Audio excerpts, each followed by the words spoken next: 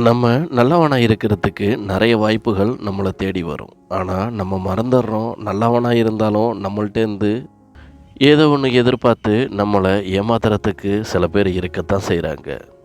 நல்லவன்னு சொன்னாலே எல்லாருக்கும் பிடிக்கும். நம்ம பழகுறவங்களும் சரி, நம்ம புதுசா ஒருத்தவங்கள சந்திக்க போறவங்களையும் சரி, எல்லாரும் நல்லவங்களா இருக்கணும்னு தான் ஆசைப்படுவோம். நல்லவனா இருக்கிறதே ரொம்ப கஷ்டம் தான். அதுலயும் ரொம்ப நல்லவனா இருக்கிறதுக்கு ரொம்ப ரொம்ப கஷ்டப்பட வேண்டியதா இருக்கும். இப்போ உள்ள காலகட்டத்தில நல்லவனா இருந்தா இளிச்சவாயன்னு வேற ஒரு பேரும் இருக்கு. நல்லவனா இருந்தாலே வெகு சீக்கிரத்தில ஏமாத்திரலான்னு ஒரு நம்பிக்கையும் இருக்கு. அது உண்மையும் கூட. நல்லது பண்ணா நல்லது நடக்கும்னு சொல்லுவாங்க. அப்படி எல்லா நேரத்திலயுமே நம்ம நல்லவனா இருக்க முடியுமா? ஒருவேளை அப்படி இருந்தா அதுக்கு நம்ம என்ன விலை கொடுக்க வேண்டி வரும்? அதுக்கு ஒரு சின்னதா ஒரு கதைய பார்த்துரலாம். இது கதை மட்டும் இல்ல. நம்ம எப்படி இருக்கணும், எப்படி இருக்கக்கூடாதுங்கிற ஒரு தெளிவான ஒரு விளக்கமும் கூட. இது அறிவுக்கடல். நான் உங்கள் ஆர்கே. ஒரு கிராமத்துல ஒரு வியாபாரி இருந்தாரு. அவரு வியாபாரி மட்டும் இல்ல, பரம்பரை பரம்பரையா அவரு சொல்லிக்கிற அளவுக்கு அந்த ஊர்லயே ஒரு பெரிய பணக்காரராவும் இருந்தாரு. பணக்காரங்கிற எந்த ஆடம்பரமும் இல்லாம தன்னை தேடி வரவங்களுக்கு உதவி செய்கிற ஒரு சிறந்த மனப்பான்மையும் அவர்கிட்ட இருந்துச்சு. இதனால மக்கள் மத்தியில் நல்ல மதிப்போட இருந்தார். மக்களுக்கும் இவர்கிட்ட போனால் உதவிகள் கிடைக்குங்கிற ஒரு எண்ணம் வந்துச்சு. இந்த சந்தர்ப்பத்தை பயன்படுத்திக்கிட்ட சில பேர் பொய்யான உதவிகளை கேட்டு அவர்கிட்ட வாங்கினாங்க. அவரும் என்ன ஏதுன்னு விசாரிக்காம நிறைய தான தர்மங்களை செய்ய ஆரம்பிச்சாரு. இப்போ ஊரில் பல பேர் இவரை ஏமாற்றி தர்மம் வாங்கிக்கிட்டு இருந்தாங்க. நம்ம ஏமாற்றப்பட்டுக்கிட்டு இருக்கோம் அப்படின்னு தெரியாமலே இருந்த அவருக்கும் ஒரு கெட்ட காலம் வந்துச்சு. தன்னோட வியாபாரத்துக்கு புதிய பொருட்களை காசு வாங்கிறதுக்கு கூட அவருக்கு காசு இல்லாமல் போயிடுச்சு. எல்லாத்தையும் தர்மத்தில் இழந்துட்டோமே அப்படின்னு அப்போ தான் அவருக்கு நினைப்பே வந்துச்சு. சரி, தன்னோட உறவினர்கள் தெரிஞ்சவங்கள்ட்ட கடன் கேட்கலாமே அப்படின்னு அவங்க கடன் கேட்க போகும்போது யாருமே கடன் தரத்துக்கு முன் வரலை. ஏன்னா இப்போ அவர்கிட்ட எதுவும் இல்லைன்னு அவங்களுக்கு தெரிஞ்சிடுச்சு. எங்கே நம்ம பணம் கொடுத்தா இதையும் தான தர்மம் செஞ்சு அழிச்சிருவாரோ அப்படிங்கிற பயத்தில் யாருமே அவருக்கு கடனும் கொடுக்கல. இவரும் மனசளவில் ரொம்ப நொந்து போயிட்டார். இவரால் உதவி பெற்றவங்க கூட இவரை புறக்கணிக்க ஆரம்பித்தாங்க. தன்னால் தன்னோட குடும்பமும் ரொம்ப கஷ்டப்படுதே அப்படின்னு நினச்சி ரொம்பவே மனசு உடைஞ்சு போயிட்டார். கொஞ்ச நாள் இப்படியே ரொம்ப கஷ்டப்பட்டுக்கிட்டே இருந்தார். அப்பன்னு பார்த்து அந்த ஊருக்கு ஒரு துறவி வர்றதா கேள்விப்பட்டார். அந்த துறவிக்கிட்ட போனால் நம்மளுக்கு ஏதாச்சும் நல்ல காலம் கிடைக்கலாம் அப்படின்னு நினச்சி அந்த துறவியையும் பார்க்க போனார். அந்த துறவியை சந்தித்து அவர்கிட்ட வணக்கம் சொல்லிட்டு தன்னோட கதைகளை சொல்ல ஆரம்பித்தார். நான் இப்போ எப்படியெல்லாம் கஷ்டப்பட்டுக்கிட்டு இருக்கேங்கிறதையும் சொல்ல ஆரம்பித்தார்.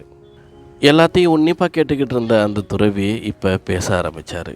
நீ நல்லவனாக இருந்தது பிரச்சனை இல்லை, ஆனால் அளவுக்கு அதிகமாக நல்லவனாக இருந்ததுனால தான் மக்களால் ஏமாற்றப்பட்டு நீ இந்த நிலைமையில் வந்து இருக்கிற அப்படின்னு சொன்னார். அதுக்கு அவரும், குருவே நான் இப்போ என்ன பண்ணுறது? தானம் தர்மம் பண்ணது நினச்சது தப்பா? இப்போ நான் என்ன பண்ணேன்? கெட்டவனாக மாறணும்னு சொல்கிறீங்களா அப்படின்னு குருவிட்ட பார்த்து அவரும் கேட்டார்.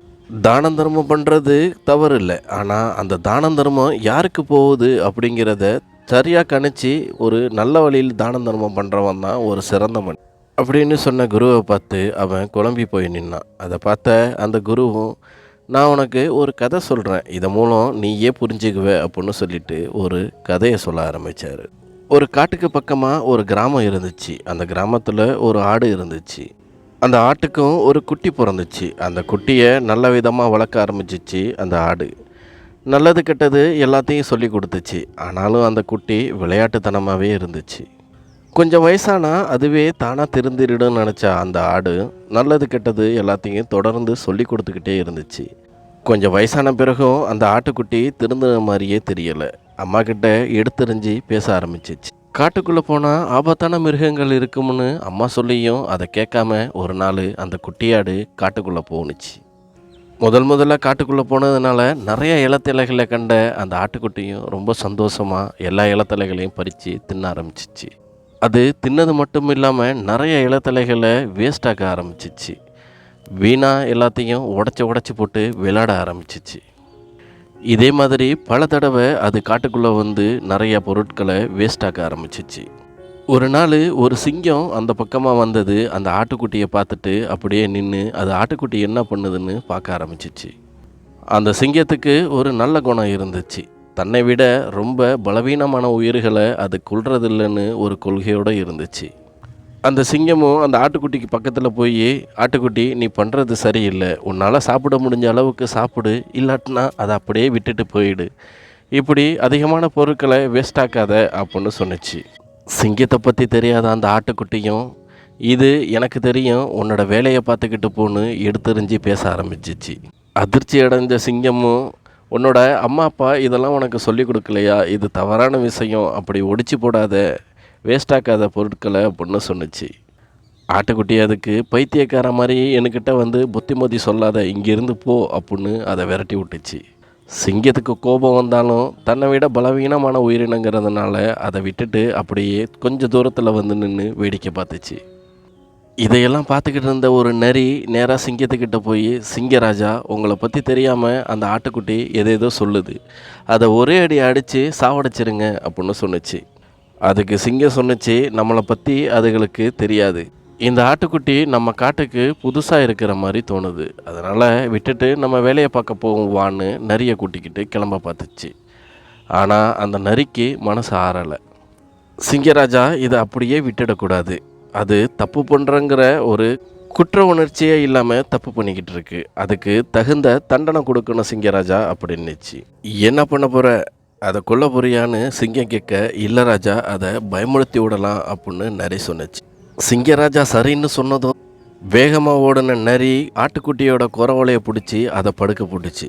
நரி சொன்னிச்சு, எங்கள் காட்டுக்குள்ளே வந்து எங்கள் காட்டில் உள்ள பொருட்களை நீ வீணாக்கியிருக்க, நான் உன்னை கொல்லாமல் விட மாட்டேன் அப்படின்னு சொல்லிட்டு வாயை கழுத்துக்கிட்ட கொண்டு போணுச்சு.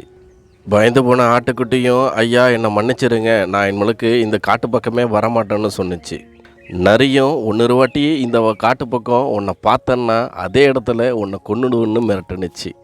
பயந்து போன ஆட்டுக்குட்டியும் நரி காலை எடுக்க ஒரே ஓட்டமாக ஓடி தன்னோட அம்மா கிட்ட சேர்ந்துச்சு. நான் இனிமேலுக்கு அந்த காட்டு பக்கம் போக மாட்டேன்னும், நான் நீங்கள் சொல்கிறபடி கேட்குறேன்னும் அம்மா கிட்ட அந்த ஆட்டுக்குட்டியை சத்தியம் பண்ணுனுச்சு. நரி பண்ணதை பார்த்த சிங்கராஜாவும் நரியை ரொம்பவே பாராட்டுனுச்சு. இந்த கதையை சொல்லி முடித்தவொன்னே துறவி அந்த வியாபாரிகிட்ட சொன்னார், இங்கே பாருப்பா, நீ ரொம்ப நல்லவனாக இருக்கிறது தப்பு இல்லை, ஆனால் நீயும் அந்த சிங்கராஜாவை போல தான் அதிகமாக நல்லவனாக இருந்ததுனால நீ பைத்தியங்கிற பட்டத்தை மட்டும்தான் உன்னால் சுமக்க முடியும். தானம் தர்மங்கிறது கண்மூடித்தனமாக பண்ணுறது இல்லை, எதையுமே அலசி ஆராய்ஞ்சு பண்ணுறது தான் தானமும் தர்மமும், தனக்கு மிஞ்சினது தான் தானமும் தர்மம்னு அவர் சொன்னார். மனிதர்களுக்கு எப்பொழுதும் ஆசை அடங்காது, எவ்வளவு தான் நீ கொடுத்தாலும் இன்னும் கேட்டுக்கிட்டு தான் இருப்பாங்க, நம்ம தான் புரிஞ்சு நடந்துக்கணும்னு அவருக்கு புத்துமதி சொல்லி துறவியும் அனுப்பி வச்சார். எல்லாத்தையும் புரிஞ்சுக்கிட்ட அந்த வியாபாரியும் மன நிம்மதியோட வீட்டுக்கு வந்து தன்னோட சொந்த வீடை அடகமான வச்சு வியாபாரத்தில் ஓரளவு முதலீடு போட்டு மீண்டும் வியாபாரத்தை தொடங்கி நல்ல முன்னேற்றத்தை அடைஞ்சார். அதுக்கப்புறம் தானம் தர்மம்னு வர்றவங்கள்ட்ட அலசி ஆராய்ஞ்சு அதுக்கப்புறம் தான் தேவைப்பட்டவங்களுக்கு தானம் தர்மம் பண்ணினார். இந்த கதையிலேருந்து நம்ம புரிஞ்சுக்கிறது என்னென்னா, நம்மளுக்கு மிஞ்சி தான் தானமும் தர்மமும், அதுவும் இல்லாமல் ரொம்ப நல்லவனாகவும் இருக்கக்கூடாது, அப்படி இருந்தால் அடுத்தவங்களால் சீக்கிரமே ஏமாற்றப்படுவோம். இந்த மாதிரி யாரும் உங்களுக்கு தெரிஞ்சவங்க இருந்தால் அவங்களுக்கு இந்த கதையை ஷேர் பண்ணி விடுங்க. நன்றி.